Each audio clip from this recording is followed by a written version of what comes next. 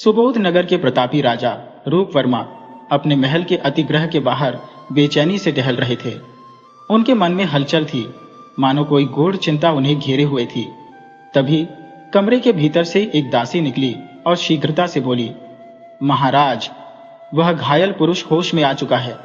यदि आप चाहें तो उससे भेंट कर सकते हैं। राजा रूप वर्मा ने तनिक भी विलंब न किया और तुरंत भीतर प्रविष्ट हुए। पलंग पर लेटा हुआ व्यक्ति धीरे धीरे उठ बैठा। उसके चेहरे पर थकान और विस्मय का मिश्रण था। राजा ने स्नेहपूर्ण स्वर में पूछा, आप चेतना में आ चुके हैं, ये जानकर हमें अपार हर्ष हुआ। कृपया अपना परिचय दें ताकि हम जान सकें कि आप कौन हैं और किस राज्य से आते हैं। वह व्यक्ति हाथ जोड़कर धीमे स्वर में बोला, मेरा नाम धर्मवीर है, मैं किंजल राज्य से हूँ। जंगल में एक भयानक बाघ ने मुझ पर हमला किया, जिससे मैं अचेत हो गया। जब होश आया तो स्वयं को इस अपरिचित स्थान पर पाया। मुझे समझ नहीं आ रहा कि मैं यहाँ कैसे पहुंचा। राजा रूप वर्मा ने मुस्कुराते हुए उत्तर दिया, धर्मवीर, अब मैं अपना परिचय देता हूँ। मैं सुबोध नगर का राजा रूप वर्मा हूँ। आप इस समय मेरे राजमहल में सुरक्षित हैं। उस दिन मैं भी शिकार के लिए गिरिवन गया था और वहीं मैंने देखा कि एक विशाल बाघ आप पर आक्रमण कर रहा था। बिना एक पल गंवाए मैंने अपनी तलवार निकाली और उस बाघ का संहार कर दिया। इसके बाद मैं आपको अपने महल में ले आया, जहां हमारे राजवैद्य ने आपका उपचार किया। आज पूरे 5 दिन के पश्चात आपको होश आया है। क्या मैं पूरे 5 दिन तक अचेत रहा? हाँ राजन, जब आप होश में नहीं आ रहे थे तो हम गहरी चिंता में डूब गए थे।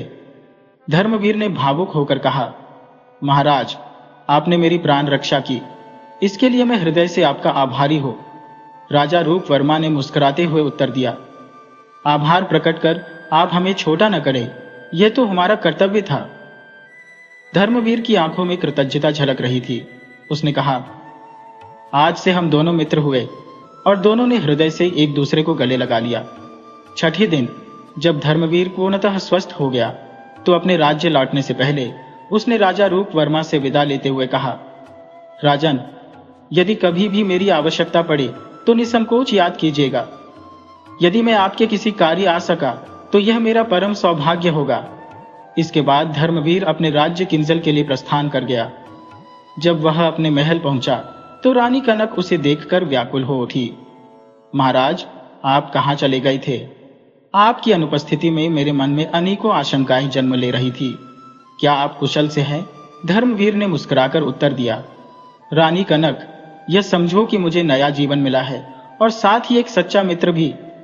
फिर उसने अपनी पत्नी को विस्तार से सारी घटना सुना दी। समय बीतता गया और इस घटना को 6 माह हो चुके थे। एक दिन राजा धर्मवीर के प्रधानमंत्री भजदेव ने आकर सूचना दी, महाराज, सुना आपने? सुबोध नगर भयंकर अकाल की चपेट में है। क्या? धर्मवीर अचंभित रह गया। हाँ महाराज, फसलें सूख चुकी हैं, पशु मर रहे हैं और लोग अपने घर बार छोड़कर पलायन कर रहे हैं। राजा धर्मवीर गंभीरता से सोच में पड़ गए।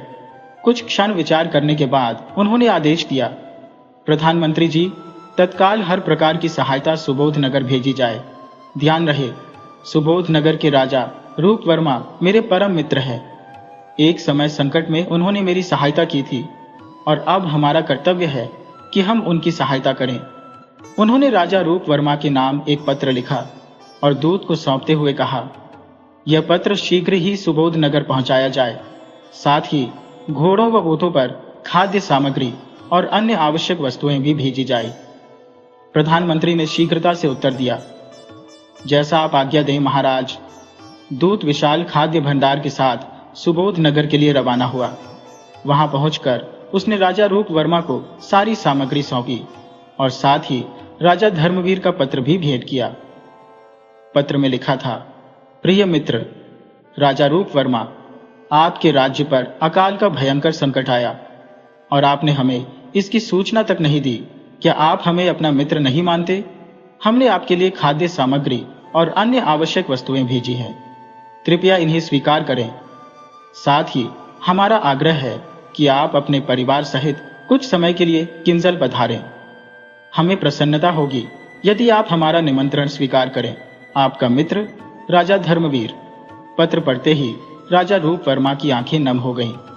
उन्होंने मन ही मन सोचा, ओह, धर्मवीर का हृदय कितना विशाल है। उसने बिना किसी संकोच के हमारी इतनी सहायता की। हमें उसका निमंत्रण स्वीकार कर लेना चाहिए। उन्होंने तुरंत दूत से कहा, राजा धर्मवीर से कहना कि हम शीघ्र ही किंजल आएंगे। राजा रूप वर्मा ने बिना समय गंवाए दूत द्वारा लाई गई खाद्य सामग्री को अकाल पीड़ितों में वितरित करवा दिया। इसके बाद वे अपनी रानी हीराम के पास पहुंचे और बोले, रानी, हमारे मित्र धर्मवीर का निमंत्रण आया है। हमें इस परिवार उनके यहाँ जाना होगा।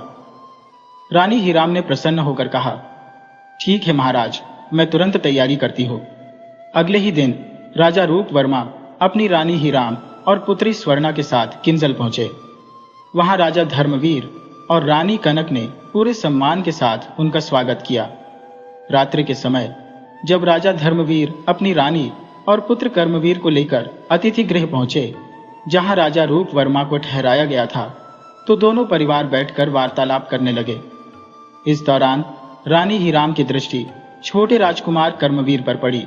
वह मन ही मन सोचने लगी, राजा धर्मवीर का पुत्र कितना सुंदर और तेजस्वी है।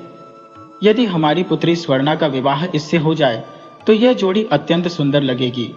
जब राजा धर्मवीर चले गए तो रानी हीराम ने राजा रूप वर्मा से कहा, महाराज, यदि आपकी अनुमति हो तो मैं एक बात कहूं। कहो रानी, क्या कहना चाहती हो?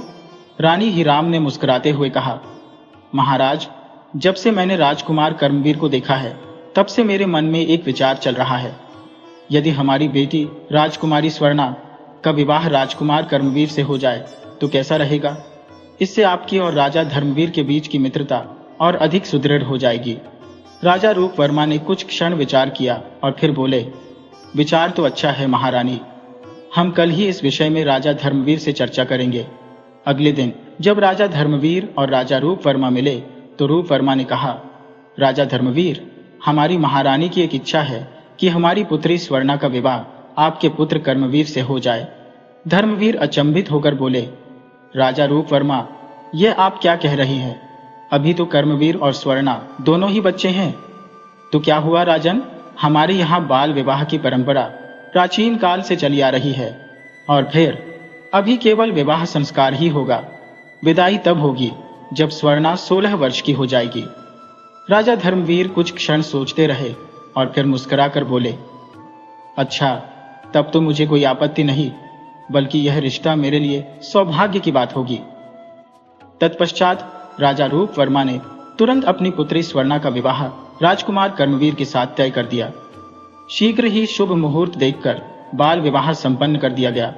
अब कर्मवीर और स्वर्णा साथ साथ खेलने और घूमने लगे। राजा रूप वर्मा 1 माह तक किंजल में अतिथि बनकर रहे। एक दिन उन्होंने राजा धर्मवीर से कहा, राजा धर्मवीर, हमारे राज्य में अब अकाल का प्रभाव कुछ कम हो गया है। इस कठिन समय में आपने हमारी जिस प्रकार सहायता की वह हम जीवन भर नहीं भूलेंगे। अब हमें विदा दीजिए, हमारी प्रजा हमारी प्रतीक्षा कर रही होगी। धर्मवीर ने भावुक होकर कहा, राजन, आपको विदा करने का मन तो नहीं करता, परंतु आपकी बात भी उचित है। आपकी प्रजा निश्चय ही आपकी राह देख रही होगी, इसलिए हम आपको रोक नहीं सकते। जब राजा रूप वर्मा विदा लेने लगे तो राजा धर्मवीर ने कहा, राजा रूप वर्मा, हमारी बहू स्वर्णा का ध्यान रखना। वह आपकी अमानत के रूप में आपके पास रहेगी। रूप वर्मा ने सम्मान पूर्वक कहा, महाराज, आपका यह आदेश हमारे लिए सर्वोपरि है। इसके बाद राजा रूप वर्मा अपने राज्य सुबोध नगर लौट गए। सुबोध नगर पहुंचते ही उन्होंने अपने धर्मगुरु चंडीदास को बुलवाया और कहा, धर्मगुरु, हमने अपनी पुत्री स्वर्णा का विवाह किंजल के युवराज कर्मवीर से कर दिया है। आप तो भूत, वर्तमान और भविष्य के ज्ञाता है। कृपया बताइए, यह विवाह सुखद होगा या नहीं? धर्मगुरु ने अपनी पोथी खोली और कुछ देर तक गणना करने लगे। फिर उन्होंने गंभीर स्वर में कहा, राजन, आपने यह विवाह शीघ्रता में कर तो दिया, किंतु यह विवाह सफल नहीं होगा। राजा रूप वर्मा हतप्रभ रह गए। क्या कह रहे हैं धर्मगुरु? धर्मगुरु ने शांत स्वर में उत्तर दिया, राजन, यह मेरा कथन नहीं बल्कि ग्रह नक्षत्रों का संकेत है। इस विवाह पर संकट के बादल मंडरा रहे हैं। राजकुमारी स्वर्णा और युवराज कर्मवीर का मिलन असंभव है। यह सुनते ही राजा रूप वर्मा के चेहरे पर चिंता की रेखाएं उभर आई। वे व्याकुल होकर बोले, धर्मगुरु, हमारी केवल एक ही संतान है, हम उसे दुखी कैसे देख सकते हैं? जो होना था वह तो हो चुका। कृपया कोई ऐसा उपाय बताइए जिससे राजकुमारी स्वर्णा और युवराज कर्मवीर का वैवाहिक जीवन सुखपूर्वक व्यतीत हो सके। राजन, इसका एक ही उपाय है। आपने यह विवाह बहुत जल्दबाजी में कर दिया। अब आपको ऐसा करना होगा कि राजा धर्मवीर के साथ अपने सभी संबंध समाप्त कर लीजिए। न तो उनसे कोई संपर्क किया जाएगा और न ही कोई संदेश भेजा जाएगा। जब दोनों बच्चे 16 वर्ष के हो जाएंगे तभी पुनः विवाह किया जाए, तभी यह विवाह सफल होगा। राजा रूप वर्मा चिंतित होकर बोले, धर्मगुरु, यह कैसे संभव होगा? धर्मगुरु गंभीर स्वर में बोले, सुनिए राजन, आज से 6 माह बाद किंजल राज्य में एक भयंकर रोग फैलेगा। इस रोग की चपेट में आकर कई लोग मारे जाएंगे। इस महामारी का एकमात्र उपचार एक विशेष जड़ी बूटी है, जो या तो आपके राज्य में मिलती है या फिर दूर हिमालय की तलहटी में। राज्य में रोग फैलने के बाद राजा धर्मवीर आपसे इस जड़ी बूटी की मांग करेंगे, किंतु आपको वह जड़ी बूटी उन्हें नहीं देनी। राजा रूप वर्मा हतप्रभ रह गए। यह आप क्या कह रहे हैं? यदि हमने ऐसा किया तो राजा धर्मवीर हमसे नाराज हो जाएंगे। धर्मगुरु ने गहरी सांस लेते हुए कहा, उनका नाराज होना ही राजकुमारी स्वर्णा और युवराज कर्मवीर के लिए शुभ होगा। जैसे ही आप इनकार करेंगे, राजा धर्मवीर क्रोधित होकर आपसे सभी संबंध समाप्त कर लेंगे। उसके बाद जब 15 वर्ष बीत जाएंगे, तभी आप पुनः राजा धर्मवीर के पास जाकर राजकुमारी स्वर्णा और युवराज कर्मवीर के विवाह की बात छेड़ सकते हैं। राजा रूप वर्मा स्तब्ध रह गए। ये तो धर्म संकट की घड़ी है। वे गहरे विचारों में डूब गए। धर्मगुरु ने आगे कहा, एक बात और ध्यान रखिए, आने वाले 15 वर्ष स्वर्णा और कर्मवीर के लिए अत्यंत अमंगलकारी है। यदि इस अवधि में भूलवश भी दोनों ने एक दूसरे का मुख देख लिया तो दोनों में से किसी एक की मृत्यु निश्चित है। राजन, राजा धर्मवीर से कोई भी संपर्क नहीं रहना चाहिए, अन्यथा अनर्थ हो जाएगा। राजा रूप वर्मा का मन भारी हो गया। यह कैसी अनहोनी है धर्मगुरु? क्या हमारी बेटी का भाग्य इतना दुर्भाग्यशाली है? धर्मगुरु कोई उत्तर दिए बिना वहां से चले गए। राजा रूप वर्मा अपनी रानी हीराम के पास पहुंचे और सारा घटनाक्रम उन्हें बताया।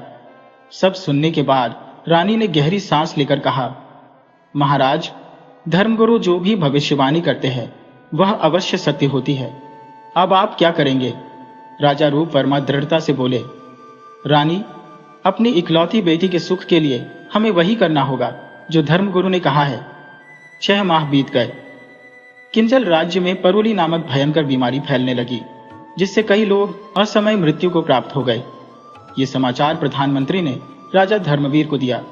महाराज, राज्य में अज्ञात और जानलेवा रोग फैल रहा है। लोग इस बीमारी की चपेट में आकर काल के गाल में समा रहे हैं। राजा धर्मवीर चिंतित होकर बोले, प्रधानमंत्री जी, मेरी समझ में कुछ नहीं आ रहा। राज्य में पहले कभी इस प्रकार की महामारी नहीं फैली थी। हमें तत्काल राजवैद्य से सलाह लेनी होगी। राजा धर्मवीर ने तुरंत राजवैद्य को महल में बुलवाया। राजवैद्य जी, राज्य में एक भयंकर बीमारी फैल रही है। लोग बेमौत मर रहे हैं। क्या आपके पास इसका कोई उपचार है? राजवैद्य ने गंभीरता से उत्तर दिया, महाराज, आप चिंता न करें। मैं अपनी पुस्तकों में देखकर बताता हूं कि इस महामारी के लिए कौन सी औषधि आवश्यक होगी। राजवैद्य ने अपनी पुरानी ग्रंथों का अध्ययन किया और फिर राजा से कहा, महाराज, इस महामारी को रोकने के लिए केवल एक ही औषधि है, काली जय नामक जड़ी बूटी। राजा धर्मवीर अधीर होकर बोले, राजवैद्य जी, यह जड़ी बूटी कहाँ मिलेगी? राजवैद्य ने उत्तर दिया, राजन, यह जड़ी बूटी केवल 2 स्थानों पर मिल सकती है, या तो सुबोध नगर के राजकीय उद्यान में या फिर हिमालय की तलहटी में। राजा धर्मवीर ने चिंतित स्वर में कहा, हिमालय तो यहां से बहुत दूर है। जब तक वहां से जड़ी बूटी मनवाई जाएगी तब तक राज्य में कई और लोग मृत्यु को प्राप्त हो जाएंगे। सुबोध नगर के राजा हमारे मित्र हैं, हम उन्हीं से इस जड़ी बूटी की मांग करेंगे। राजा धर्मवीर ने तुरंत राजा रूप वर्मा के नाम एक पत्र लिखा और उसे दूत को सौंपते हुए कहा, शीघ्र ही सुबोध नगर जाओ और यह पत्र राजा रूप वर्मा तक पहुंचा दो। जो आज्ञा, महाराज। दूत ने सिर झुकाया और पत्र लेकर सुबोध नगर की ओर रवाना हुआ। राजा रूप वर्मा के दरबार में पहुंचकर दूत ने नतमस्तक होते हुए कहा, महाराज की जय हो, हमारे महाराज धर्मवीर ने आपके लिए यह पत्र भेजा है। राजा रूप वर्मा ने दूत से पत्र लिया और मन ही मन सोचने लगे, ओह, परीक्षा की घड़ी आ ही गई। निश्चय ही राजा धर्मवीर ने जड़ी बूटी की मांग की होगी।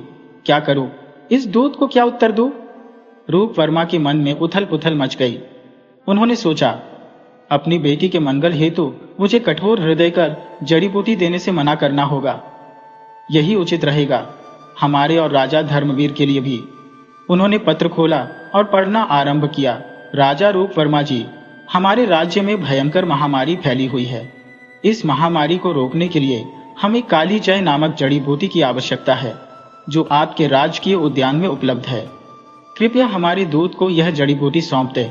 मैं आपका सदा आभारी रहूंगा। आपका मित्र। राजा धर्मवीर। पत्र पढ़ने के पश्चात राजा रूप वर्मा ने गंभीर स्वर में कहा, दूत, इस पत्र के उत्तर में हम तुम्हें एक पत्र लिखकर देंगे। इसे लेकर तुम किंजल पनहुज कर महाराज धर्मवीर को दे देना। जो आज्ञा महाराज। दूत ने उत्तर दिया। राजा रूप वर्मा ने तत्काल एक पत्र लिखा और दूत को सौंप दिया। पत्र लेकर दूत उसी समय किंजल पहुंच गया और राजा धर्मवीर के समक्ष प्रस्तुत होकर पत्र सौंप दिया। राजा धर्मवीर ने दूत से पूछा, क्या तुम सुबोध नगर से काली जाई जड़ी बूटी ले आए? दूत ने सिर झुकाकर उत्तर दिया, नहीं महाराज, राजा रूप वर्मा ने आपके पत्र के उत्तर में यह पत्र भेजा है। मैं उसे ही लेकर लौटा हूं। धर्मवीर ने पत्र लिया और पढ़ना आरंभ किया। राजा धर्मवीर, माना कि आप हमारे पुराने मित्र हैं, किंतु इस नाते आपने यह कैसे सोच किया कि मैं अपने खानदानी वृक्ष से वह जड़ी बूटी तोड़कर आपको दे दूंगा? मैं वह जड़ी बूटी किसी भी परिस्थिति में आपको नहीं दे सकता। पत्र पढ़ते ही राजा धर्मवीर के तन बदन में आग लग गई। मेरा इतना अपमान! मैंने कभी स्वप्न में भी नहीं सोचा था कि मित्रता का दम भरने वाला रूप वर्मा इस प्रकार आंखें दिखाएगा। क्या उसे लगता है कि जड़ी बूटी केवल उसी के उद्यान में मिलती है? हम अपने सैनिकों को भेजकर हिमालय की तलहटी से वह जड़ी बूटी मंगवा लेंगे। उन्होंने क्रोध में सैनिकों को बुलाकर आदेश दिया, हिमालय की तलहटी से काली जय जड़ी बूटी लेकर आओ। जो आज्ञा महाराज। सैनिकों ने सिर झुकाया और तुरंत ही प्रस्थान कर गए। इसके बाद राजा धर्मवीर क्रोध से भरे हुए अपनी रानी कनक के पास पहुंचे। रानी कनक ने उनके मुख पर चिंता की रेखाएं देखी और पूछा, महाराज, आप अत्यंत क्रोधित प्रतीत हो रहे हैं, क्या बात है? राजा धर्मवीर ने क्रोध में कहा, आज राजा रूप वर्मा ने हमारे मुंह पर करारा तमाचा मारा है। उसकी इस नीचता पर मुझे अत्यंत क्रोध आ रहा है। रानी कनक ने चिंतित स्वर में पूछा, रूप वर्मा आपके साथ ऐसा कैसे कर सकता है? क्या वह भूल गया कि उसकी बेटी का विवाह आपके पुत्र से हुआ है? राजा धर्मवीर का क्रोध और बढ़ गया। रानी कनक, भूल जाओ कि हमारे पुत्र कर्मवीर का विवाह रूप वर्मा की पुत्री के साथ हुआ था। रानी ने चौंक कर पूछा, क्या मतलब महाराज? धर्मवीर कठोर स्वर में बोले, अब हमारे और रूप वर्मा के बीच कोई संबंध नहीं है। हम अपने पुत्र का विवाह किसी अन्य स्थान पर करेंगे। रूप वर्मा अब हमारे लिए पराया है। इसी बीच सैनिकों की टुकड़ी हिमालय की तलहटी में पहुंच चुकी थी। उन्होंने वहां से काली जय जड़ी बूटी प्राप्त की और शीघ्र ही किंजल लौट आए। राज्य में जड़ी बूटी से उपचार आरंभ हुआ। धीरे धीरे महामारी समाप्त हो गई और राज्य पुनः स्वस्थ हो गया। दूसरी ओर राजा रूप वर्मा चिंतित था। मन ही मन सोचने लगा, निश्चित ही राजा धर्मवीर हमसे अत्यधिक रुष्ट होंगे। ऐसे में हमें एक गुप्तचर भेजकर यह अवश्य ज्ञात करना चाहिए कि हमारे पत्र का उन पर क्या प्रभाव पड़ा। रूप वर्मा ने तुरंत आदेश दिया और एक गुप्तचर किंजल पर भेजा। कुछ समय पश्चात वह गुप्तचर लौटकर राजा के समक्ष उपस्थित हुआ। उसने सिर झुकाकर कहा, महाराज, राजा धर्मवीर तो आपका नाम तक अपनी जुबान पर नहीं लाना चाहते। वे आपसे अत्यंत नाराज है। यह सुनकर रूप वर्मा ने स्वयं को समझाने का प्रयास किया। व्यर्थ का दुखी होना लाभकारी नहीं, यह तो होना ही था। अब तो बस मन को कठोर करके किसी प्रकार 15 वर्षों का इंतजार करना होगा। उधर राजा धर्मवीर ने अपने सेनापति को बुलाकर कठोर स्वर में आदेश दिया, सेनापति जी, हमारा आदेश है कि सुबोध नगर का कोई भी व्यक्ति हमारे राज्य में प्रवेश न कर सके। यदि वहां का कोई भी नागरिक हमारे राज्य में घुसने का प्रयास करे तो उसे तुरंत मृत्यु के घाट उतार दिया जाए। जो आज्ञा महाराज, सेनापति ने सिर झुकाकर उत्तर दिया। इस प्रकार धीरे धीरे 14 वर्ष बीत गए। एक दिन राजा रूप वर्मा की पत्नी चिंतित स्वर में बोली, महाराज, राजकुमारी स्वर्णा अब युवा हो चुकी है, क्या आपको उसकी तनिक भी चिंता नहीं है? रूप वर्मा ने गंभीरता से उत्तर दिया, रानी, तुम क्या कहना चाहती हो? रानी हीराम बोली, राजकुमारी अब सयानी हो गई है, क्या उसे उसके ससुराल नहीं भेजना चाहिए? रूप वर्मा का स्वर कठोर हो उठा, रानी, हमें राजा धर्मवीर से संबंध तोड़े हुए पूरे 14 वर्ष बीत चुके हैं। अभी 1 वर्ष और शेष है। हम उनसे कोई संपर्क नहीं कर सकते। 1 वर्ष के पश्चात ही इस विषय में विचार करेंगे। धीरे धीरे वह अंतिम वर्ष भी बीत गया। अब रूप वर्मा सोचने लगा, वर्ष पूरा हो चुका है, अब हमें राजा धर्मवीर के पास जाना चाहिए। किंतु तभी उसके मन में एक विचार आया, स्वयं जाने से पहले उचित होगा कि पहले अपने दूत को धर्मवीर के पास भेजो।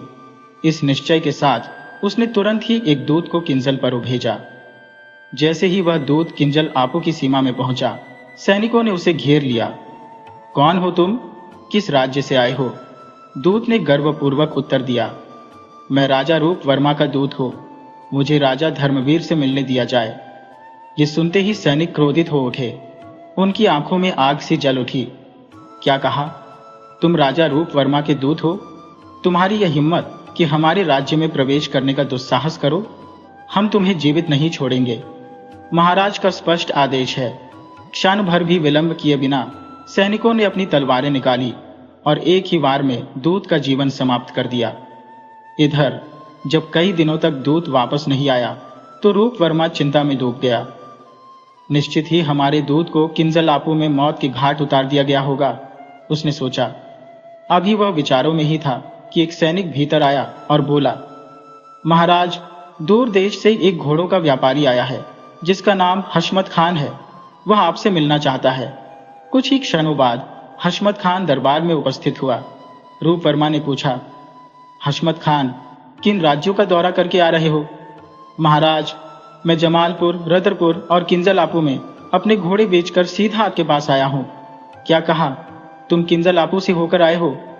हाँ महाराज, राजा धर्मवीर हमारे पुराने ग्राहक हैं, हशमत खान ने उत्तर दिया। रूप वर्मा तुरंत सतर्क हो गया।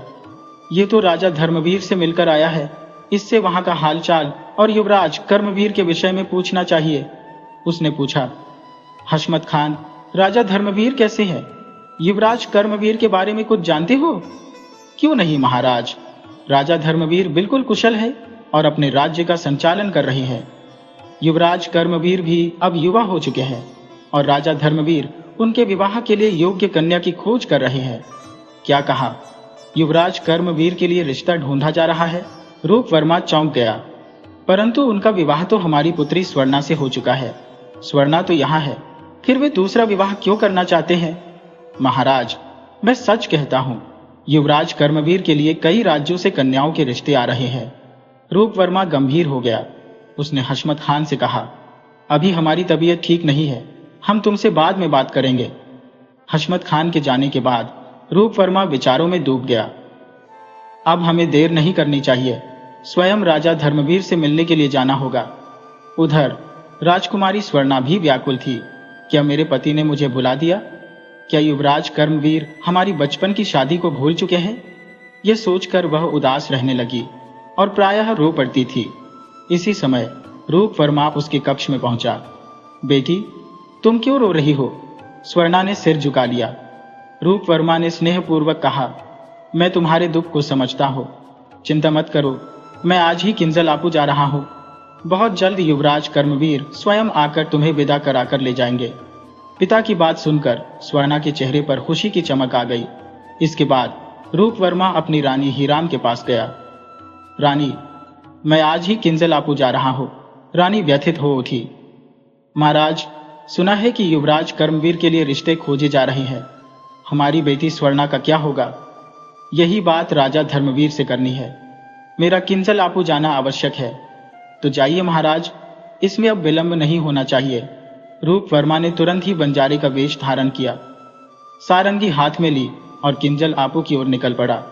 इधर रानी हीराम ने देवी देवताओं से प्रार्थना की, हे भगवान, मेरे स्वामी की रक्षा करना। किंजल आपू के राजा धर्मवीर हमसे रुष्ट है, न जाने वे महाराज के साथ कैसा व्यवहार करेंगे। कई दिनों की यात्रा के बाद रूपवर्मा किंजल आपू की सीमा पर पहुंचा। सैनिकों ने उसे रोक लिया। कौन हो तुम? कहां से आए हो? कहां जाना है? रूपवर्मा सोचने लगा, यदि इन्हें सच बता दिया तो राजा धर्मवीर के पास पहुंचने से पहले ही ये लोग मेरा अंत कर देंगे। उसने हाथ जोड़ते हुए कहा, भाइयों, मैं तो एक बंजारा हूं, हमारा कोई ठिकाना नहीं, बहुत दूर से आया हो, घूम फिर कर गा बजाकर जीवन यापन करता हो। राजा धर्मवीर की बड़ी प्रशंसा सुनी है, इसलिए उनसे मिलने आया हो। सैनिकों ने संदेहपूर्वक कहा, यदि ऐसा है तो हमें सारंगी बजाकर सुनाओ, तभी तुम्हें आगे जाने देंगे। जो हुक्म रूपवर्मा ने सारंगी बजानी शुरू की। उसकी मधुर धुन सुनकर सैनिक मुग्ध हो गए। वाह, तुम तो सचमुच बहुत अच्छी सारंगी बजाते हो, जाओ, तुम दरबार में जा सकते हो। सैनिकों से बचकर रूपवर्मा सीधे राजा धर्मवीर के दरबार में पहुंचा। राजा धर्मवीर ने कड़े स्वर में पूछा, कौन हो तुम? महाराज, मैं सुबोध नगर का निवासी हूं। राजा रूपवर्मा ने मुझे कुछ प्रश्नों के उत्तर लाने के लिए भेजा है। यह सुनते ही धर्मवीर क्रोध से भर उठा। क्या कहा? तुम सुबोध नगर के रहने वाले हो? तुम्हें हमारे सैनिकों ने जीवित कैसे छोड़ दिया? महाराज, मैं आपके सैनिकों से झूठ बोलकर आया हूं। यदि उन्हें सत्य बता देता तो वे मुझे जीवित न छोड़ते, तो अब भी तुम जीवित नहीं बचोगे। इतना कहकर राजा धर्मवीर सिंहासन से उठा और तलवार निकालकर रूपवर्मा की ओर बढ़ा। उसी समय प्रधानमंत्री आगे आए और बोले, ठहरिए महाराज, राज दरबार में रक्तपात उचित नहीं। राजा धर्मवीर ठिठक गया और प्रधानमंत्री की ओर देखने लगा। प्रधानमंत्री बोले, यह सत्य है कि इस बंजारे ने हमारे राज्य में प्रवेश करने के लिए छल का सहारा लिया, किंतु जब यह दरबार तक आ ही गया है तो इसकी बात सुन लेने में कोई हानि नहीं। कुछ क्षणों तक विचार करने के बाद राजा धर्मवीर ने कहा, ठीक है प्रधानमंत्री, यदि आप कहते हैं तो इसकी बात सुन लेते हैं। फिर उसने रूपवर्मा की ओर देखा। कहो बंजारे, क्या कहना चाहते हो? महाराज, हमारे राजा ने आपकी सेवा में कुछ वस्तुएं भिजवाई है और उनका उत्तर मनवाया है। यह कहकर रूपवर्मा ने अपनी गठरी खोली। उसमें चांदी का एक थाल था, जिसमें लोहे की मजबूत जंजीर, रस्सी के 2 टुकड़े और 2 फूलों की मालाएं रखी थी, एक चमेली की और दूसरी गुलाब की। रूपवर्मा बोला, महाराज, हमारे राजा ने इन वस्तुओं के उत्तर मनवाए हैं। राजा धर्मवीर उलझन में पड़ गया। इन वस्तुओं का क्या अर्थ हो सकता है? क्या उत्तर दूं? कुछ क्षण विचार कर उसने कहा, बंजारे, हम तुम्हारे राजा के सांकेतिक प्रश्नों का उत्तर कल देंगे। तब तक तुम्हारे ठहरने की व्यवस्था अतिथि भवन में कर दी जाएगी। जो आज्ञा। महाराज रूपवर्मा को महल की अतिथिशाला में ठहरा दिया गया। अब राजा धर्मवीर दरबार समाप्त हो जाने के बाद अपने विद्वानों से मिला और उनसे कहने लगा, क्या आप में से कोई भी इस थाल में रखी हुई वस्तुओं का अर्थ बता सकता है? राजा की बात सुनकर सब विद्वान एक दूसरे का मुंह देखने लगे। यह देखकर राजा ने कहा, बड़े अफसोस की बात है कि हमारे राज्य में एक भी विद्वान ऐसा नहीं जो इन वस्तुओं का अर्थ बता सके। यह कहकर धर्मवीर उस कमरे से निकल गया। वह चिंतित सा अपने कमरे में आ पहुंचा, जहां रानी ने उससे कहा, क्या बात है महाराज, आप कुछ परेशान से हैं? रानी, आज राजा रूपवर्मा ने अपना दूत हमारे पास भेजा है। उसने हमसे कुछ विचित्र प्रश्न पूछे हैं। उसके प्रश्नों के उत्तर हमें नहीं पता चल रहे। इसी बात से हम परेशान हैं कि कल दूत को क्या जवाब देंगे। तभी युवराज कर्मवीर कमरे में प्रवेश करता है। माता पिता को उदास देखकर वह चौंक गया और कहने लगा, क्या बात है, आप दोनों इस प्रकार गुमसुम क्यों बैठे हुए हैं? बेटा, बात ही ऐसी है। राजा धर्मवीर ने थाल में रखी हुई वस्तुओं के बारे में उसे बताया और फिर कहने लगा, यदि थाल में रखी हुई वस्तुओं का सही मतलब हम कल दरबार में नहीं बता पाए तो सुबोध नगर के सामने किंजल आपू राज्य की बड़ी ही बेइज्जती हो जाएगी। साथ ही साथ दरबार में हमारा अपमान भी होगा। ये सुनकर कर्मवीर सोच में पड़ गया और फिर कहने लगा, पिताजी महाराज, आप बिल्कुल भी फिक्र मत कीजिए। मैं थाल में रखी हुई वस्तुओं का मतलब समझ गया हूं। कल दरबार में मैं उसके प्रश्नों का उत्तर दूंगा। तुमने क्या उत्तर सोचा है पुत्र? पिताजी, आप मुझ पर भरोसा रखिए। बस आप दरबार में यह घोषणा करवा दीजिए कि दूत के प्रश्नों का उत्तर कर्मवीर देना चाहता है। अच्छा बेटा, मैं कल घोषणा करवा दूंगा। दूसरे दिन जब दरबार लगा तो बंजारे रूप वर्मा ने धर्मवीर से कहा, महाराज, थाल में रखी हुई वस्तुओं का आपने क्या उत्तर सोचा? बंजारे, इन वस्तुओं के सही उत्तर युवराज कर्मवीर देना चाहते हैं। ठीक है महाराज, मुझे कोई ऐतराज नहीं। तब कर्मवीर अपने स्थान से उठा और थाल के पास आ गया। थाल में रखी हुई लोहे की जंजीर उसने उठाई और पास ही खड़े प्रधानमंत्री से कहा, प्रधानमंत्री जी, इस जंजीर की कड़ियां अलग अलग करके थाल में वापस रखवा दीजिए। अच्छा युवराज। प्रधानमंत्री ने एक सैनिक को जंजीर देकर जंजीर की कड़ियां अलग अलग करने का आदेश दे दिया। तब कर्मवीर ने रस्सी के दोनों टुकड़े उठाए और उन्हें आपस में गांठ लगाकर जोड़ दिया। इसके बाद जुड़ी हुई रस्सी को उसने वापस थाल में रख दिया। फिर उसने चमेली के फूलों की माला के पास गुलाब के फूलों की माला रख दी। तभी सैनिक जंजीर की कड़ियां अलग अलग करके ले आया। तब कर्मवीर ने रूप वर्मा से कहा, बंजारे, तुम्हारे प्रश्नों के उत्तर तुम्हें मिल गए होंगे, लेकिन मेरा भी एक प्रश्न है और मुझे उसका उत्तर अभी तुमसे चाहिए। पूछिए युवराज। इन दोनों मालाओं में से आप कौन से फूलों की माला चुनेंगे? रूप वर्मा ने आगे बढ़कर गुलाब के फूलों की माला उठा ली। ये देखकर युवराज कहने लगा, राजा रूप वर्मा, अब बंजारे के वेश को त्याग दीजिए। हमने आपको पहचान लिया है। यह सुनकर सभी लोग हैरान रह गए। राजा धर्मवीर कहने लगा, क्या बंजारे के वेश में स्वयं राजा रूप वर्मा है? कर्मवीर की बात सुनकर राजा रूप वर्मा भी हैरान रह गया और सोचने लगा, ओह, युवराज कर्मवीर ने मुझे पहचान लिया। सचमुच युवराज तो बहुत ही बुद्धिमान है। दूसरी ओर रूप वर्मा की असलियत जानने के बाद दरबार में एकदम सन्नाटा छा गया। राजा धर्मवीर सिंहासन से उठकर रूप वर्मा के पास आ गया और पूछने लगा, क्या कर्मवीर सच कह रहा है? हाँ महाराज, मैं रूप वर्मा ही हूँ, लेकिन मैं जानना चाहता हूँ कि युवराज ने यह सारा भेद कैसे जाना। यह सुनकर कर्मवीर ने रूप वर्मा से कहा, राजा रूप वर्मा, मैंने आपसे पूछा था कि थाल में से आप पहले क्या उठाएंगे, गुलाब की माला या चमेली की माला?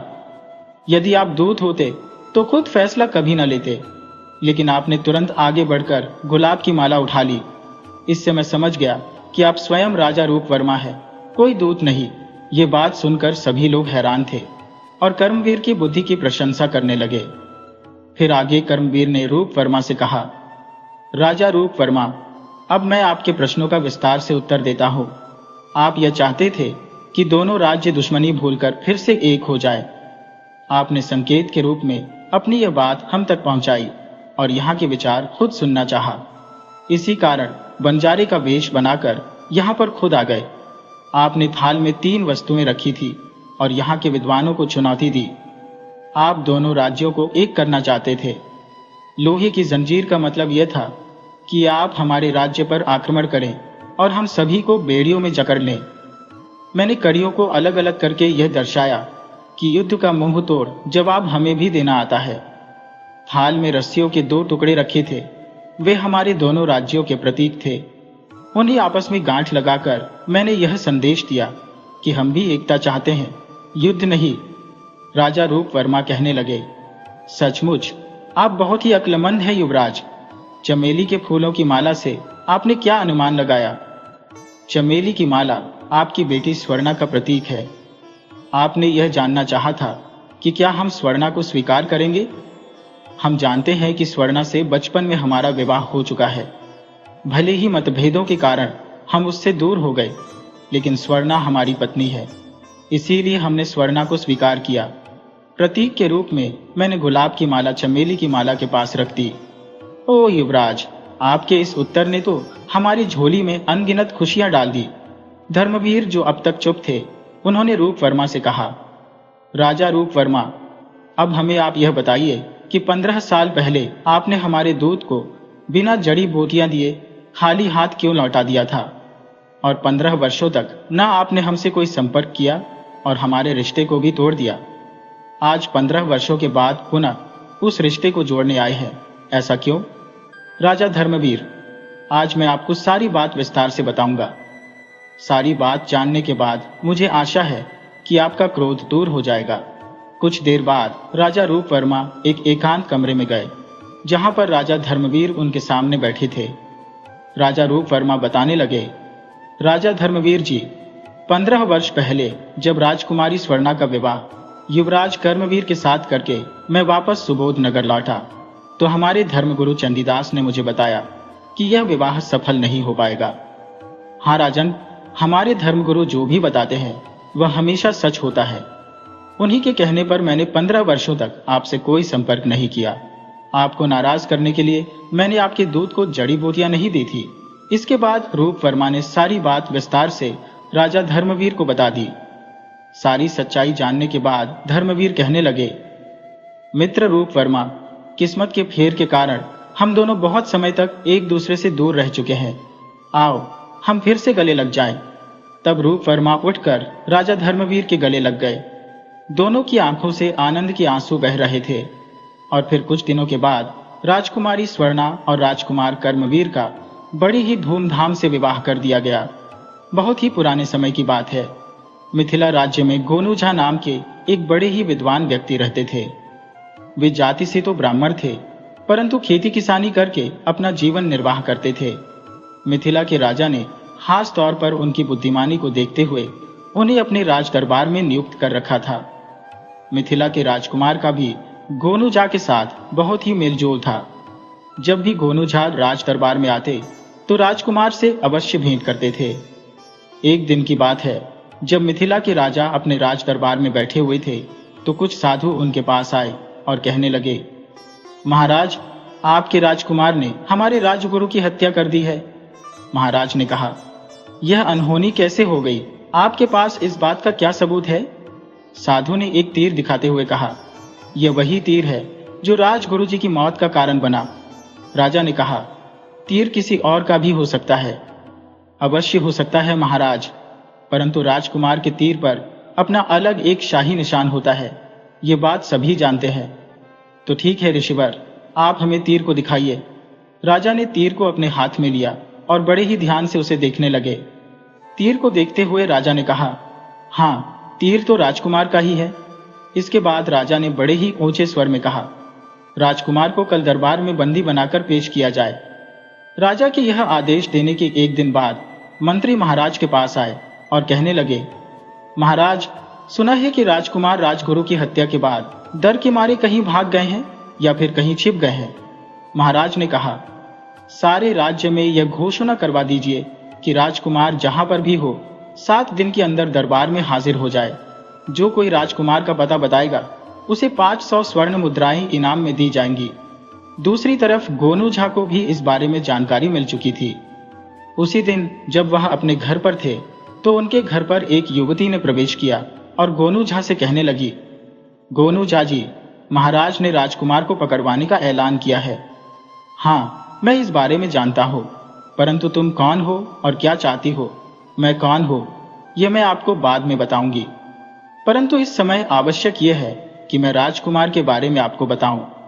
आप तो जानते ही हैं कि राजकुमार पर राजगुरु की हत्या का आरोप है और ऐसा लगता है कि महाराज उन्हें मृत्यु दंड देंगे।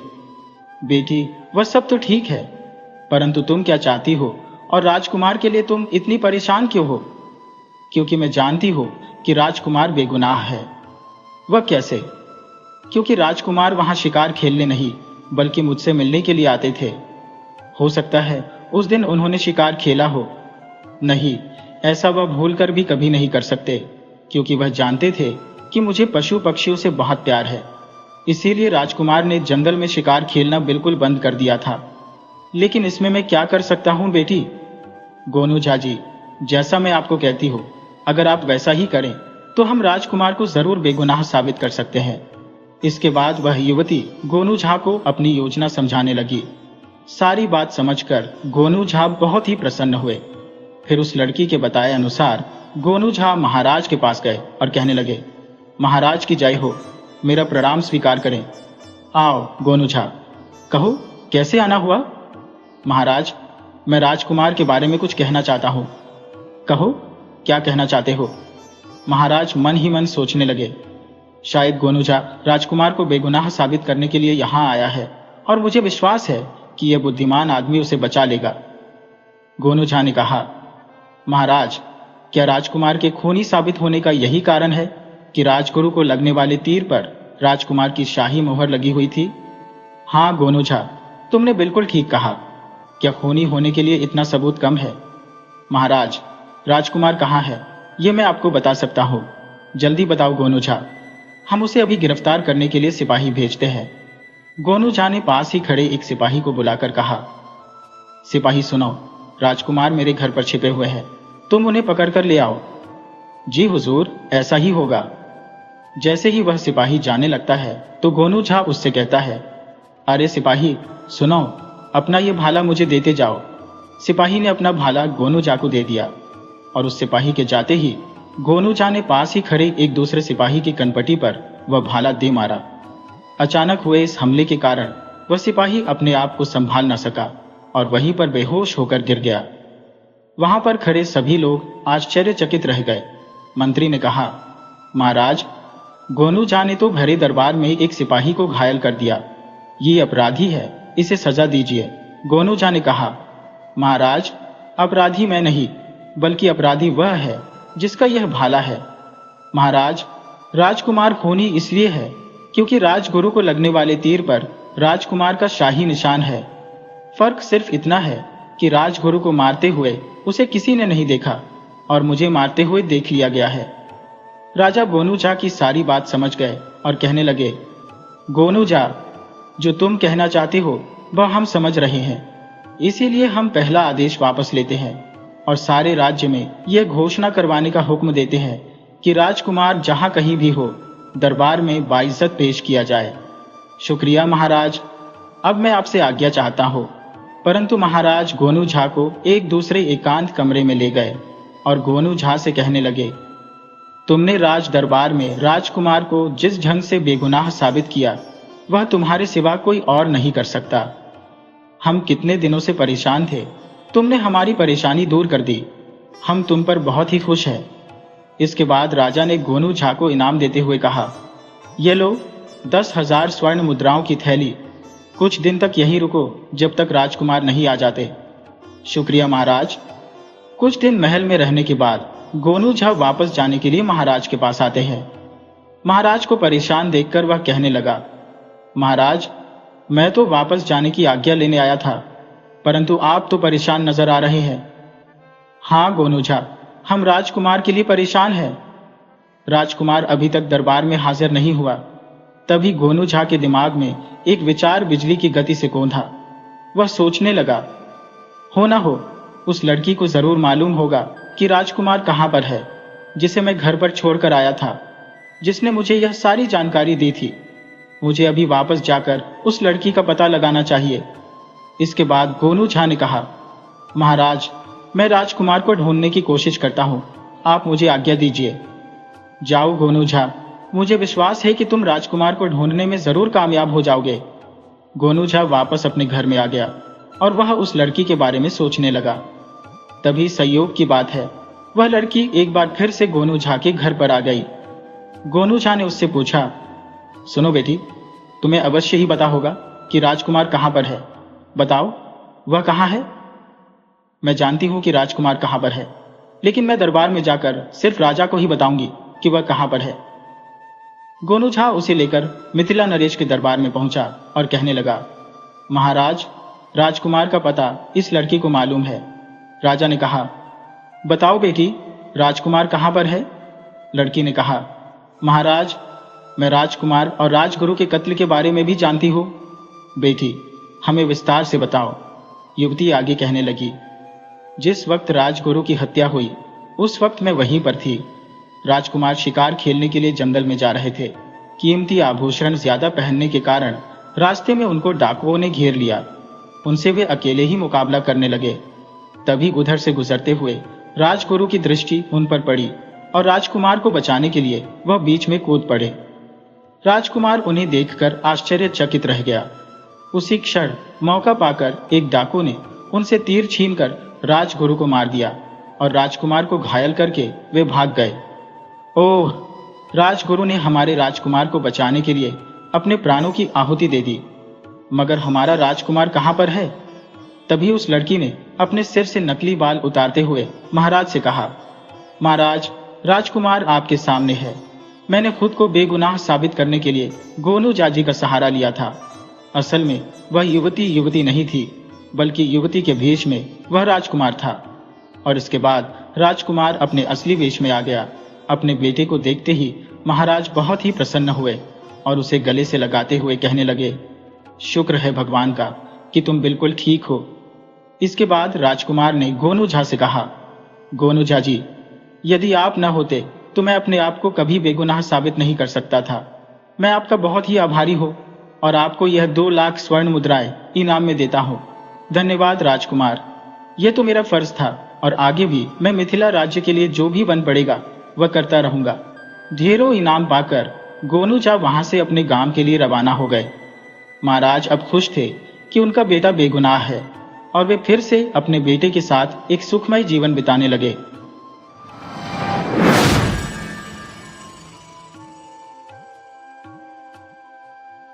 एक बार की बात है, ताजुम नामक एक व्यक्ति के जीवन में एक अद्भुत साल आया।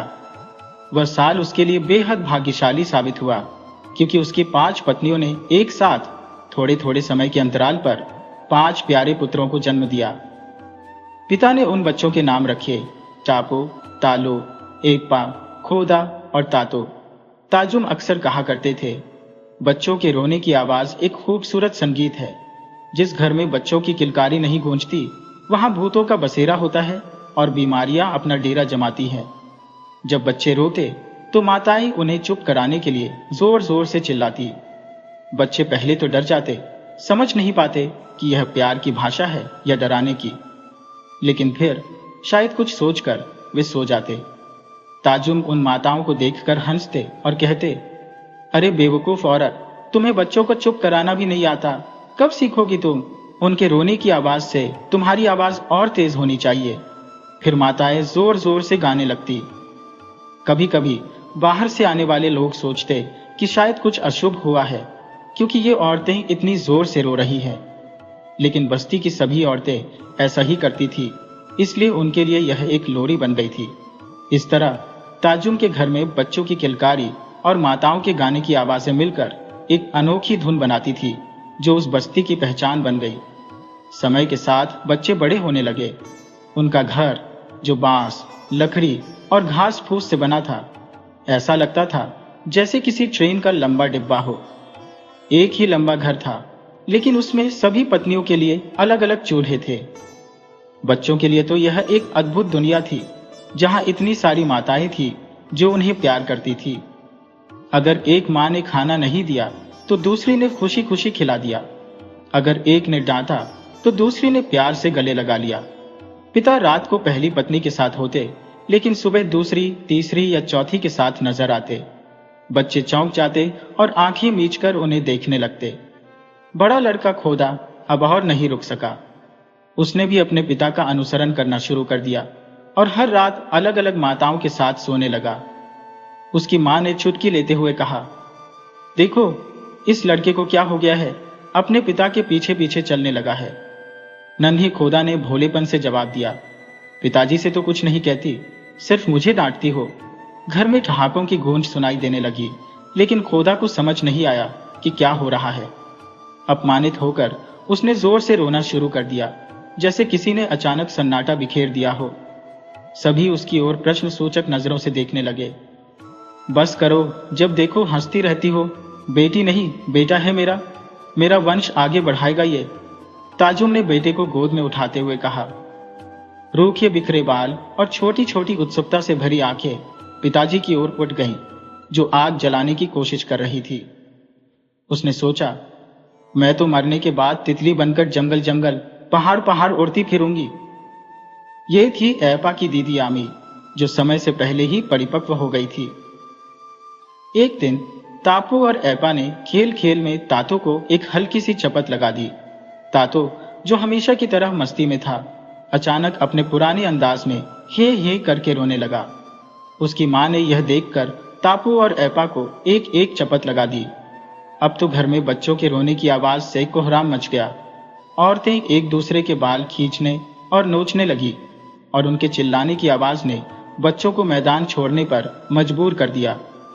जैसे ही कोई आता, छोटी चिड़िया की तरह धान चुगने वाली चिड़िया कुर्र करके उड़ जाती, वैसे ही बच्चे भी वहां से तेजी से भाग खड़े हुए। पिताजी ने झगड़े का कारण देख लिया था और अब उनकी खैर नहीं थी। इस बीच ताजुम प्रवेश द्वार के सामने बड़ी पत्नी के चूल्हे पर बैठा हुआ था और बांस का बना हुआ हुक्का खींच खींच कर पी रहा था। बच्चों को भागते देख उसने हुक्का मुंह से हटाया और धुआं छोड़ते हुए दाएं हाथ से दीवार पर टंगा अपना दांव उतारा। एक बार फिर उसने हुक्का जोर से खींचा और धुआं पहले से भी जोर से छोड़ा। फिर उसकी आंखों में एक रहस्यमय मुस्कान छा गई। उसने दांव हाथ में लिया और उसे एक विचित्र अंदाज में लहराते हुए नाचने और गाने लगा। इस तरह उस दिन का माहौल एक अद्भुत नाटक में बदल गया, जहां हर कोई अपनी अपनी भूमिका निभा रहा था। आदि पिता तानी की असंख्य पत्नियों में भी इतना झगड़ा नहीं हुआ। रेत सा फैले उनके वंशों में भी इतना शोर नहीं मचा। फिर यह क्या हुआ? हाँ हाँ बताओ क्या हुआ? हाँ हाँ कहो कहो कहो। मेरे दाव की धार से तेज तुम्हारी जुबान, हवा से भी चंचल तुम्हारा मन। कहो कहो कहो न प्रिय पत्नी, ये कौन सी दुनिया तुमने रचा ली? हाँ हाँ कह भी दो मुझसे। ताजुम का वह नृत्य बड़ा भयानक था। उसकी चाल में एक अजीब सा आकर्षण था। दाहिने पांव को उठाकर कुछ इस तरह से पीछे की ओर मोड़ता कि लगता था जैसे उसका शरीर अब मोड़ने को है, परंतु फिर बाएं पैर को वैसे ही उठाते हुए दोनों हाथों को ऊपर उठाकर दाम को लहराने लगता। औरतें सहम गईं। उनको पता था इसके बाद क्या होता है।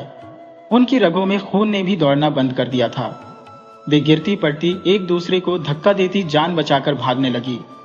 याजो जरा कमजोर थी, किसी के पांवों तले आ गई और माता सूर्य को भी पुकारने का मौका नहीं मिला कि सब उसे छोड़कर भाग गई। ताजुम के नृत्य में और अधिक भयानकता आती जा रही थी। गाने में उसका उत्साह बढ़ता जा रहा था। बांस का बना घर ताजुम के नृत्य में जैसे वाद्य यंत्र का काम कर रहा था। खूब छान छान की आवाज निकल रही थी। अभी सुबह ही बच्चों के चलने से जो आवाज प्यारी लग रही थी, वही पलक झपकते भयानक संगीत में तब्दील हो गई। याजुम लगभग रेंगती हुई मुर्गी घर में पहुंची कि अंडे सेती मुर्गी को अपनी ही मालकिन दुश्मन नजर आने लगी और उसने याजुम पर ताबड़तोड़ आक्रमण कर दिया। बेचारी भली औरत चिल्लाती हुई नीचे ढलान पर से लुढ़कती हुई मकई वाले बागान में पहुंच गई। इधर बाकी औरतें घर से कुछ दूरी पर की झाड़ियों में सब की सब एक साथ छुप गईं। वे कान लगाकर पति की आवाज को सुनने लगी। वे अपने हृदय को भी धड़कने से रोकना चाहती थी। कौन जाने कब ताजुम उसकी धक धक को सुन ले। कुत्तों को क्या हो गया था उस दिन कि अपने ही अन्नदाताओं पर अलग अलग आवाजों में भौंक रहे थे। सुअरों को भी शायद लगा हो कि आज उनकी मालकिनें झाड़ियों में ही रसीला भोजन खिलाएंगी। सच तो माता सूर्य ही जानती है। वे शीशी कहकर उन्हें भगाने की जितनी कोशिश करती, वे फिर उन्हीं के पास वापस लौट कर आते। तीसरी वाली ने सामने पड़ी लकड़ी उठाई। हवा की गति से वे जिद्दी पशु भाग खड़े हुए। ताजुम ने बहुत जोर से हो की आवाज निकाली तो उन्होंने अनायास एक दूसरे के हाथों को जोर से थाम लिया।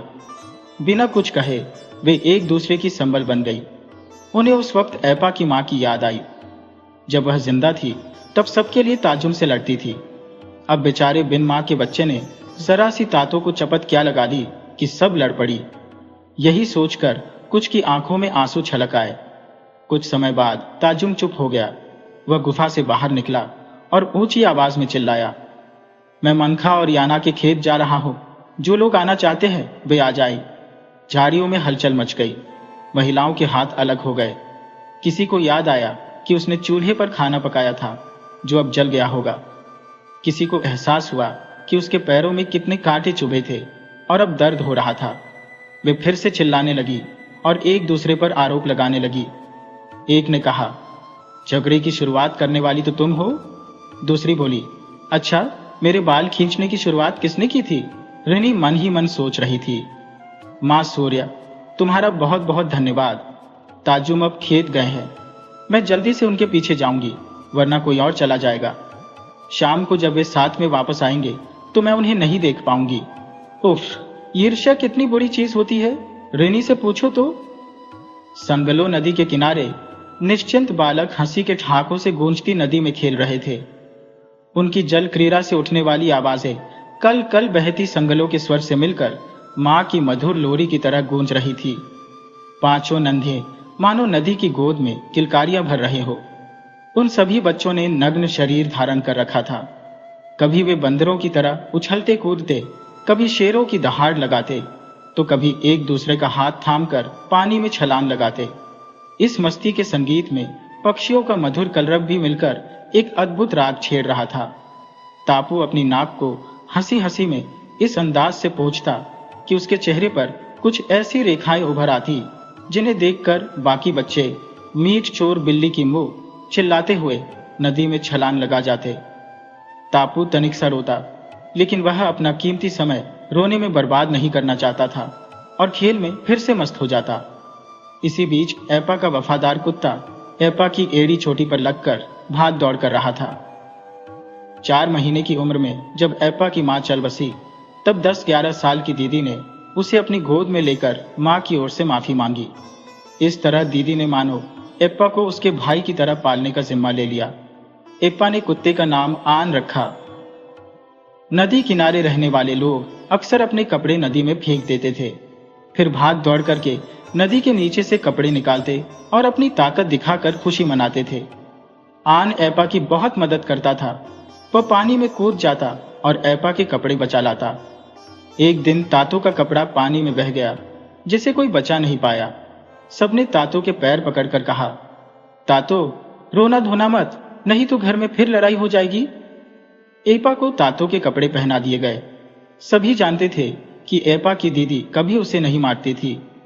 शाम होते ही सब घर लौट आए और उनकी माँ ने उन्हें प्यार से डांटा। बच्चे माँ से चिपककर उन्हें परेशान करने लगे। माँ को कभी देखा नहीं, फिर भी ऐपा माँ को इस तरह याद करने लगा जैसे उसको जानने के लिए कुछ बचा ही ना हो। उसका भी मन करने लगा कि वह भी माँ की गोद में ही सो जाए और फिर उसकी माँ उसके सर से जुएं निकालती रहे और उसके रोने पर जोर जोर से गाकर चुप कराती रहे।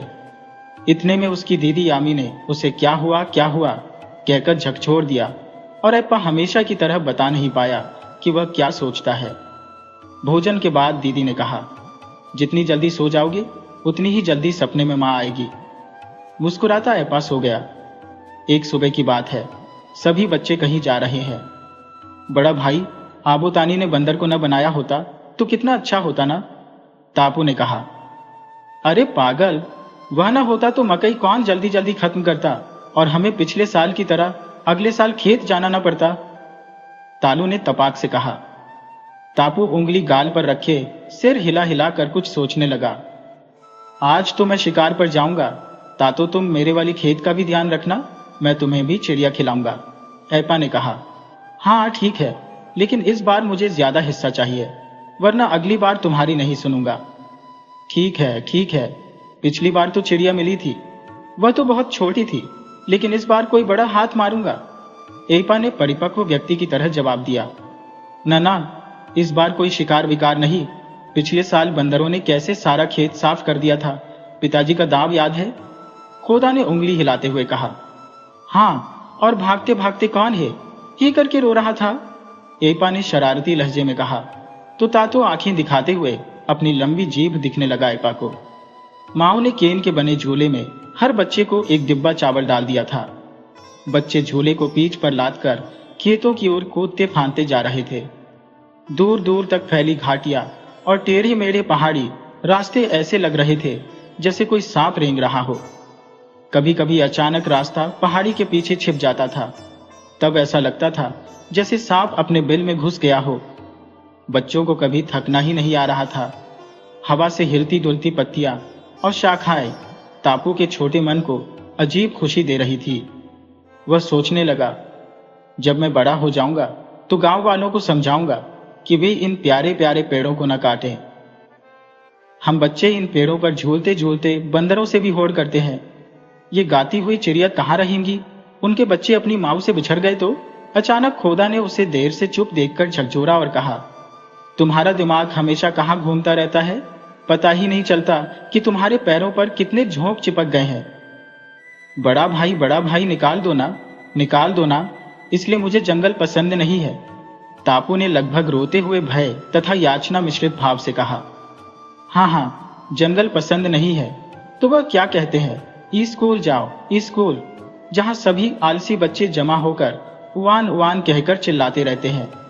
खोदा ने व्यंग्य के भाव से उवान शब्द पर जोर देते हुए उसके पांव से झोंक निकालते हुए कहा।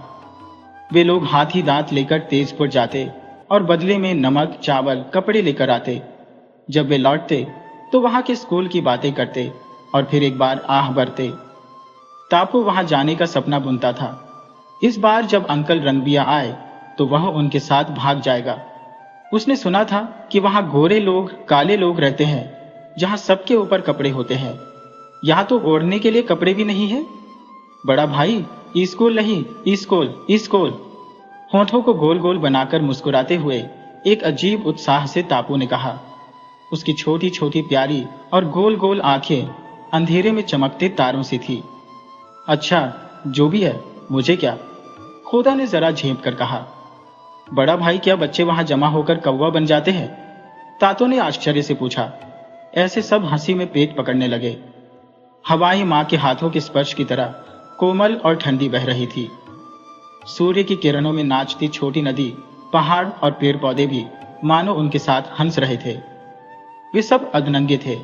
पेट को पकड़ते हुए उन्होंने अपने दोनों कंधों पर कपड़ा लपेट रखा था और बीच में बांस की एक पिन से उसे जकड़ रखा था। उनकी कमर से नीचे का हिस्सा खुला हुआ था। जब वे झुकते थे तो नीचे तक सब कुछ दिख जाता था। तातो को अचानक उसकी मां की याद आ गई और वह रोने लगा। खोदा ने इशारे से सबको चुप रहने को कहा। सब अपने मुंह पर हाथ रखकर हंसी को रोकने की कोशिश करने लगे। अब वे खेत पहुंच चुके थे। एक ही मचान पर सब जमा हुए और फिर हमेशा की तरह बिना कुछ बोले एक साथ गाने लगे। एक पहाड़ पर हाथी का बच्चा मिला, उसका कान अरवी के पत्ते सा। दूसरे पहाड़ पर शेर का बच्चा मिला, उसका कान पीपल के पत्ते सा।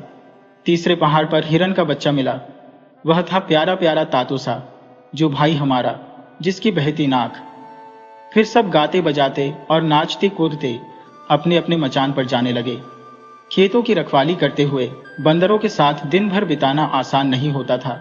भले ही लहराते धान और मकई के खेत कितने ही खूबसूरत क्यों न दिखते हो, छोटा तापू जैसे ही खेत पहुंचता उसका मन करता कि वह स्कूल की ओर दौड़ पड़े और शोर मचाए।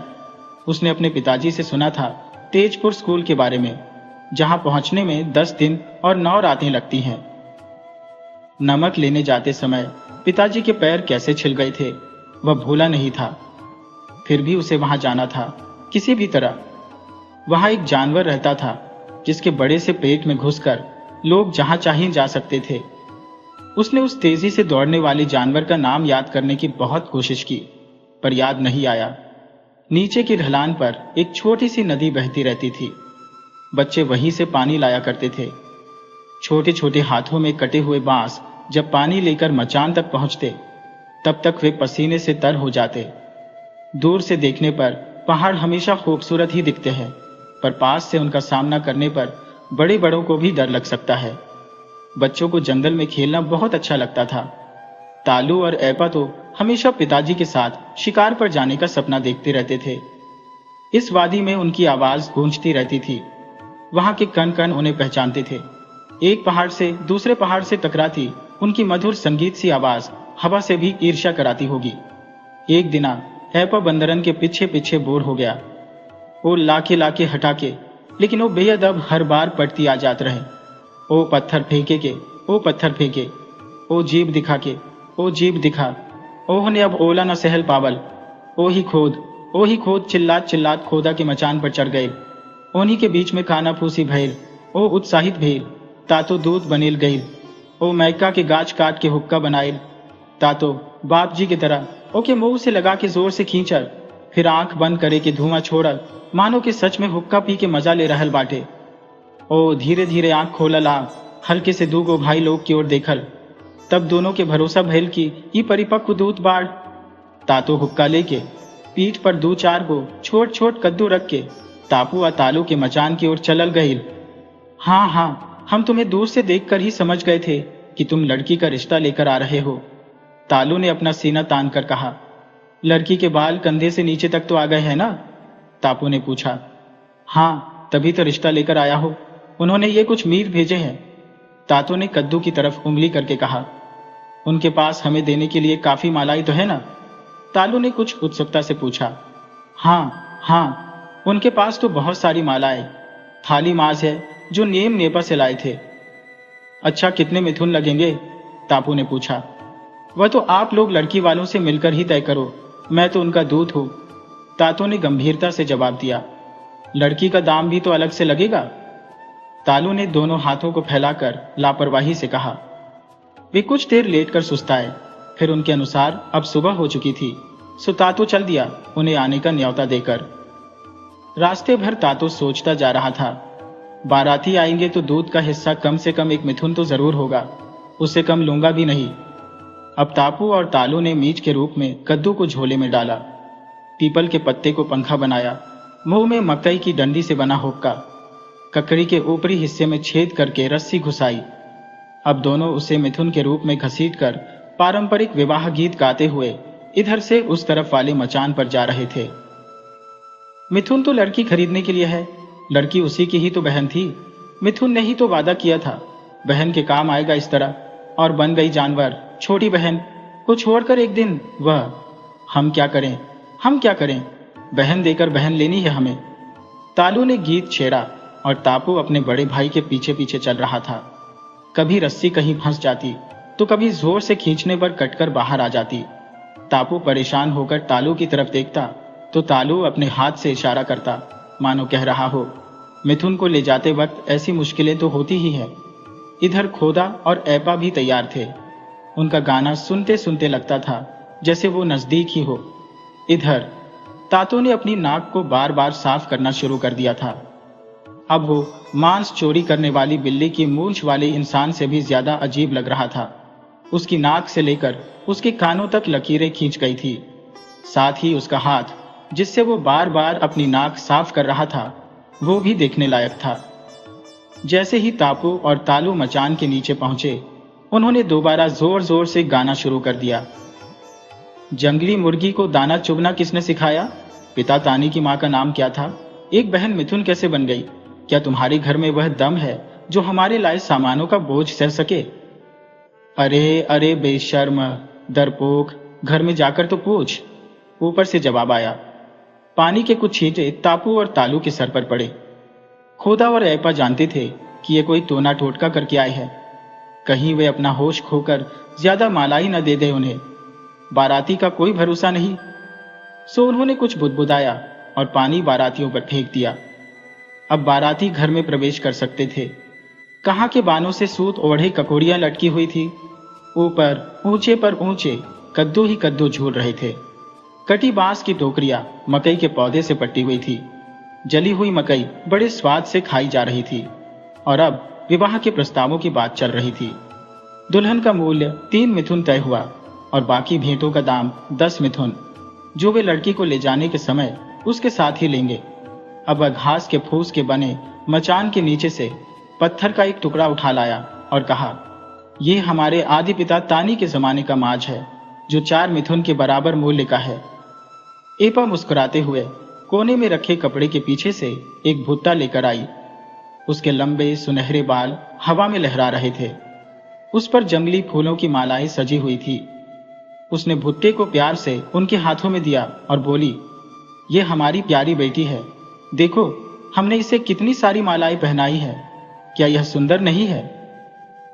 बगल में बैठा बुढ़िया टुकुर टुकुर देखता रहा, बिना कुछ बोले। विदाई का पल आ गया और रोना धोना शुरू हो गया। अचानक बुढ़िया जोर जोर से चिल्लाया, अरे अरे, बंदरों ने क्या किया है? देखो देखो। सबके दिल धड़क गए। वे इतने मग्न थे कि उन्हें कुछ पता ही नहीं चला था। बंदरों ने पूरे खेत को उजाड़ दिया था। बंदर चीख चीख कर उनके भाग्य पर हंस रहे थे। अब उन सब की खैर नहीं थी। किसी के मुंह से एक शब्द भी नहीं निकला। चेहरे हवा में उड़ रहे थे। वे सभी बंदरों से कम नहीं लग रहे थे। जल्दबाजी में बंदर ने दुल्हन को 2 टुकड़ों में काट दिया। एक टुकड़ा तापू को दिया और खुद दूसरा खा गया। बुढ़िया ने पूजा शुरू कर दी। माता सूर्य, तू हमें बचाना, तू सबकी प्यारी माता है, सबकी तू दोस्त है सच्ची। डर लगता है, हाँ सच्ची, पिताजी के तेज धार वाले, चमचमाते लहराते दांव से। अंधेरी रात में जब घर लौटने का समय आ गया तो लोगों के पांव मानो जड़ हो गए। वे चुपचाप चल रहे थे, सिवाय तातो के, जो फूट फूट कर रो रहा था। है। उसकी रोने की आवाज किसी को सुनाई नहीं दे रही थी। हर कोई बचने की किसी न किसी तरकीब के बारे में सोच रहा था, लेकिन क्या वे बच पाएंगे? हमें तो ऐसा नहीं लगता। वो काला दिन अब बीत चुका था और आज का दिन कितना सुहाना था। माता पिता घर पर थे और उनकी मौजूदगी से बच्चों की दुनिया फिर से सज गई थी। हर पल कुछ न कुछ खाने को मिलता रहता था और भले ही कैसी भी मुसीबत हो, वे खेलना नहीं भूलते थे। खासकर ऐपा, चुपचाप रहना उसके लिए तो नामुमकिन था। उनकी दुनिया फिर से हंसी खुशी से भर गई थी। ये घाटी हमेशा उनकी शरारतों से गूंजती रहती थी। इसी पीपल के पेड़ ने हवाओं के साथ मिलकर उन्हें अपनी मीठी छाप दी थी। बच्चों के रोने, चिल्लाने और हंसने की आवाज सुनकर ताजम हमेशा बिना दांत दिखाए मुस्कुराता रहता था। तातो, तातो, तू आगे आगे रेंग कर जा और देख, वह लोमड़ी है या हिरण? हम तेरे पीछे पीछे आ रहे हैं। एपा ने बाएं हाथ से पीछे आ रहे तालू को आगे ना आने का इशारा करते हुए धीमी आवाज में कहा। तातो धीरे धीरे झाड़ियों के भीतर रेंगता हुआ जा रहा था। उसके पीछे पीछे एपा का कुत्ता कूं कूं करता चल रहा था। वह झाड़ी सबको बचाया करती थी, परंतु आज न जाने कौन कहां से एक मरा सड़ा हुआ कुत्ता इधर ही फेंक गया है। हो, लोमड़ी है या हिरण? मर गई, कहता हुआ तातो पीछे मुड़ा। कुत्ता ऐपा और तालू को रौंदता हुआ बाहर भागा। पीछे झाड़ी में ऐपा और तालू पेट पकड़ पकड़ कर हंस रहे थे। धान कूटती तातो की मां वहीं से चिल्लाई, ऐपा और तालू का काम है मेरे भोले बच्चों को सताना। आ बाहर आ, मैं बताती हूं तुम्हें, वह लोमड़ी है या हिरण? जल्दी निकल बदमाश। गुस्से में वह लाल हो गई। उसने जोर जोर से छाती पीट पीट कर कूदना शुरू कर दिया। सब बाहर दौड़कर आ चुकी थी तब तक। आज गांव में धरती पूजन हुआ था, सो कोई भी गांव वाला खेत पर नहीं गया था। धान कूट कर रखना या कल कूटने के लिए आज सुखा कर रखना सबको जरूरी लग रहा था। गांव के हर घर में से धान कूटने की आवाजें आ रही थी। पूजा का दूसरा दिन सबके लिए फुर्सत का हुआ करता है। गांव के बड़े बुजुर्ग बच्चों को आबूतानी की, अनाथों की कहानियां सुना रहे थे। नाक पोंछ पोंछ कर तो कोई दादा के पांव में सर रखकर तो कोई लेटे लेटे सुन रहा था। सबकी नजरें सुनाने वाले के चेहरे पर टिकी हुई थी। एक दफा जब सारे गांव वाले मिलजुल कर धरती पूजा कर रहे थे, तब अचानक अफरा तफरी मच गई। आसमान में एक बहुत बड़ा पक्षी उड़ रहा था, जो चील से भी कई गुना बड़ा था। उसके पंख नहीं फड़फड़ा रहे थे और वह इतनी ऊंचाई पर उड़ रहा था कि तीर भी उस तक नहीं पहुंच पा रहे थे। आदमी तीर धनुष उठाकर पक्षी पर तीर छोड़ने लगे, लेकिन तीर उस तक पहुंच ही नहीं पा रहे थे। बच्चे रो रहे थे और औरतें चिल्लाकर भाग रही थी। सभी के चेहरों पर डर था और शरीर कांप रहे थे। गांव के सभी आदमी मैदान में जमा हो गए। कुछ लोग पुजारी को गालियां देने लगे तो कुछ ने कहा कि शायद यह सूर्य का शुभ संकेत हो। सबको लगा कि धरती पूजा दोबारा करनी होगी, नहीं तो उनकी सारी मेहनत बर्बाद हो जाएगी। उन्हें याद आया वह साल जब चूहों ने सारा अनाज खा लिया था और कई लोग भूख से मर गए थे। अचानक गांव छोड़कर गए रंगबिया अजीब अजीब कपड़े पहने लोगों के साथ कुछ चावल लेकर आ गए। इससे गांव वालों को थोड़ी राहत मिली, जो शिकार करके अपना पेट भर रहे थे। क्या करूंगा? ताजुब में लालिन की तरफ देखकर 1 साल पहले रंगबिया से सीखी हुई हिंदी में कहा, गोगो। लालिन ने पता नहीं के अंदाज में उत्तर दिया, जिसका अर्थ वह स्वयं नहीं जानता था। चूंकि मित्र ने अजीब शब्द का इस्तेमाल किया था, सो उसे भी कहना चाहिए बस, वरना उसे बेवकूफ समझा जाता। ताजुम गंभीर हो गया। सब परेशान थे, अनहोनी से डरे हुए थे। इधर तापो, तालू, खोदा, तातो और ऐपा उसी झाड़ी में छिपे बैठे थे। अब डर कुछ कम हो चुका था। सभी एक ही प्रश्न का उत्तर खोज रहे थे। तातो का तो पेशाब ही निकल गया था। यह क्या हो सकता है? खोदा ने कहा। पूजा अच्छी नहीं हुई होगी, तालू ने तपाक से जवाब दिया। अरे नहीं नहीं, मरे हुए कुत्ते का भूत था। ऐपा ने कुछ इस अंदाज में कहा कि तातो डरकर खोदा से चिपक गया और गुस्से से ऐपा की तरफ देखकर जीभ दिखाई। बहुत दूर उंगली माथे पर रखकर सोचने के बाद तापू ने बहुत गंभीर स्वर में कहा, हो ना हो, ये वही था जिसके बारे में अंकल रंगबिया ने बताया था कि एक ऐसा पक्षीनुमा यंत्र है जिसके अंदर कई लोग बैठकर दूर दूर तक जाते हैं। खोदा को भी याद आ गई। हाँ, और वह कुछ खुशबूदार चीजें भी अपने साथ लाया था जिसे सोते समय पूरे कपड़ों पर छिड़क लेता था। उसे वो पाउडर कहता था। वाह, क्या सुंदर गंध थी। उसने गांव की लड़कियों के चेहरे पर भी लगा दिया था, जिसके बाद वे सुंदर दिखती थी। सारी लड़कियां उसके पीछे पीछे भागती थी।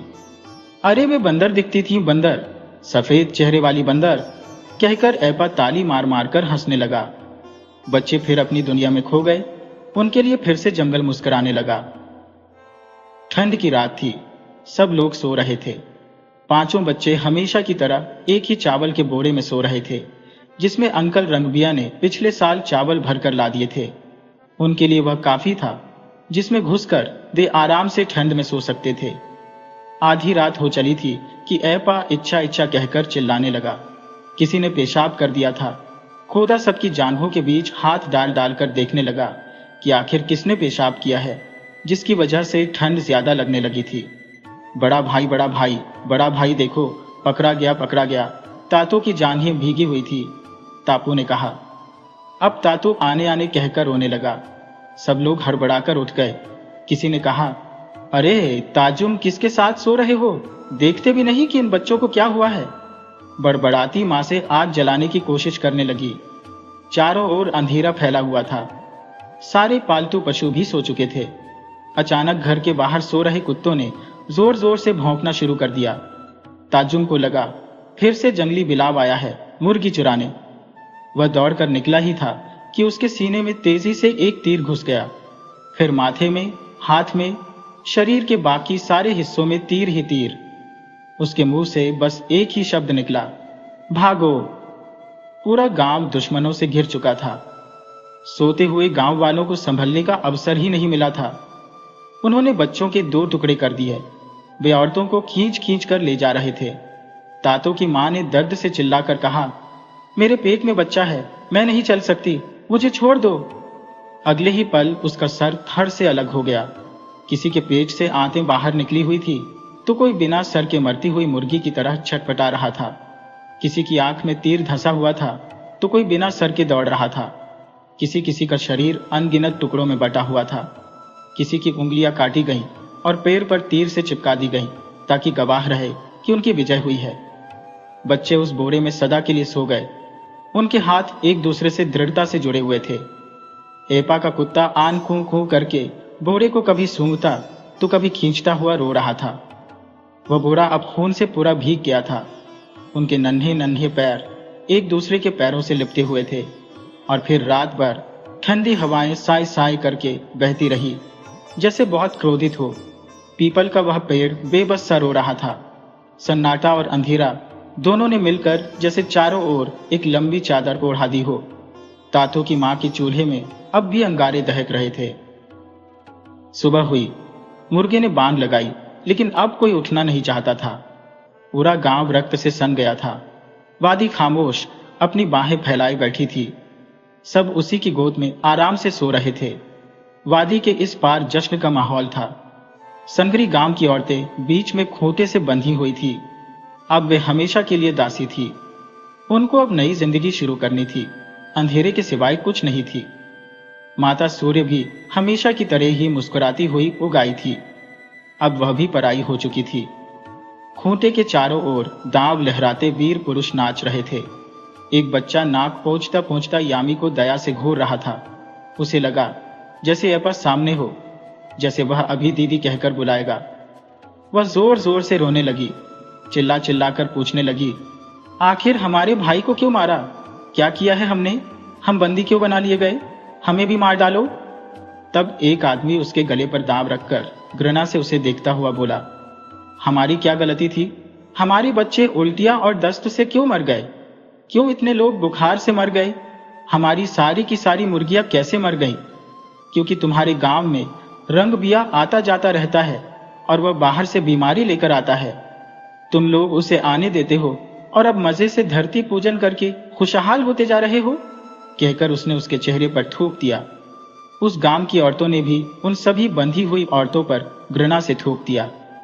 घायल औरतें समझ गई थी कि पुजारी से ही गलती हुई थी, जिसका संकेत प्रकृति ने दे ही दिया था, लेकिन हम ही थे कि तैयार नहीं थे। इस तरफ हमेशा के लिए गहन सूनापन छा गया था। उन बंधी औरतों का क्या हुआ पता नहीं, पर अंदाजा तो लगा ही सकते हैं, वे हमेशा के लिए गुलाम हो गई थी। आज जब भी कोई यहां से गुजरता है तो सांस रोककर तेजी से दौड़ने लगता है। सुना है यहां बच्चों की हंसने की, रोने की आवाजें और कभी कभी दर्द भरी चीखें सुनाई देती हैं। पीपल का पेड़ जानता है डर क्या है और दर्द क्या है। आज उसी उजड़े वीरान गांव में लोग हवाई अड्डा बनाने की बातें करते हैं। वही हवाई जहाज जिसे भयानक शोर करता पक्षी समझकर वे कभी डरे थे। कई हवाई जहाज उड़ा करेंगे तो क्या उस वादी में फिर कोई खौफनाक मंजर होगा, फिर से कोई साया भागेगा, कौन जाने। लेकिन इतना तो तय है कि अब की बार का शोर पहले वाले शोर से भिन्न जरूर होगा।